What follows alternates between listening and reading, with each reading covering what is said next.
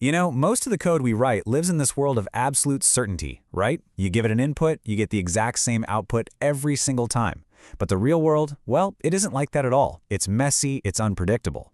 So what if we could write code that actually understands that? That's what we're going to dig into today, a really different way of programming that doesn't just put up with uncertainty, it absolutely thrives on it. So let's just start with a huge question.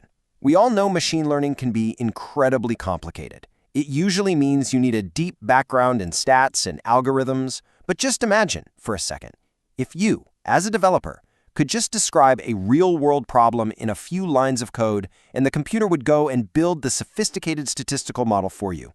This isn't science fiction. It's the incredible promise of probabilistic programming. Okay, the big shift here is really a fundamental change in how we think. Over on the left, you've got your traditional deterministic programs. You know, think of a calculator. 2 plus 2 is always going to be 4, no surprises there. But on the right, that's where things get interesting. With probabilistic programs, the same input can lead to a whole range of possible outcomes, each with its own likelihood. So instead of just one answer, you get a whole landscape of possibilities, which, let's be honest, is a much better way to think about how the real world actually works. So yeah, this is the core idea. Building a bridge between the clean, straightforward logic of programming and the messy, beautiful world of probability. Let's see how it's done. Now, a probabilistic program isn't some totally new alien language. At its heart, it's just a normal program you might write any day, but it's been given two new superpowers. The first is the ability to draw random values from a probability distribution. So instead of saying a variable is 5, you can say it's a random value pulled from a bell curve.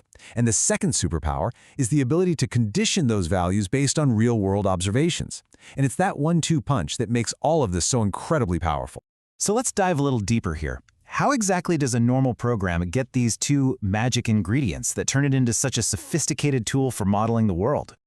Okay, here they are. First, you get the ability to draw random values. So instead of x equals 5, the code can basically say x is the outcome of a fair coin flip. Simple.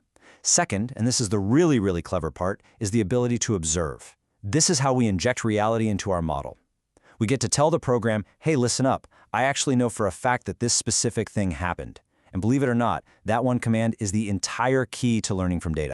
All right, let's make this real with a super simple example from the source paper.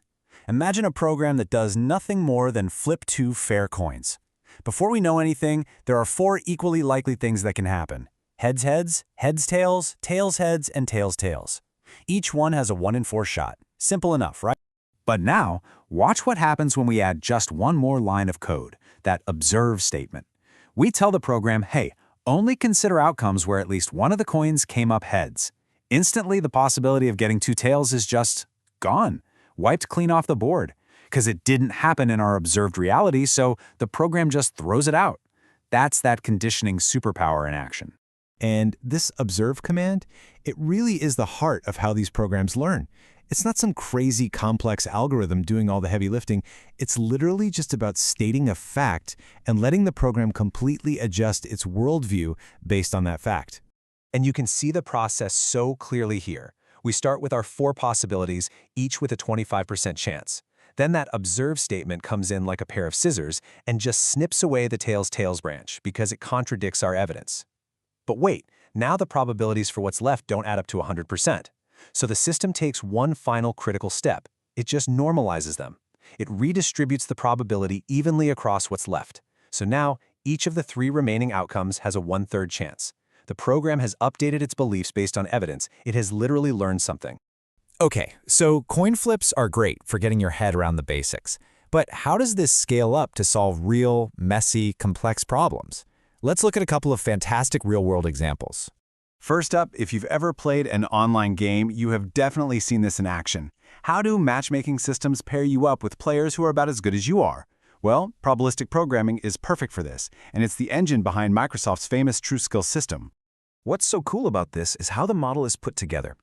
A player's true skill is a hidden variable. We can't ever see it directly, so we just model it as a distribution of possibilities. Then, their performance in any single game is also hidden. It's their underlying skill plus some random noise, because hey, everybody has good days and bad days.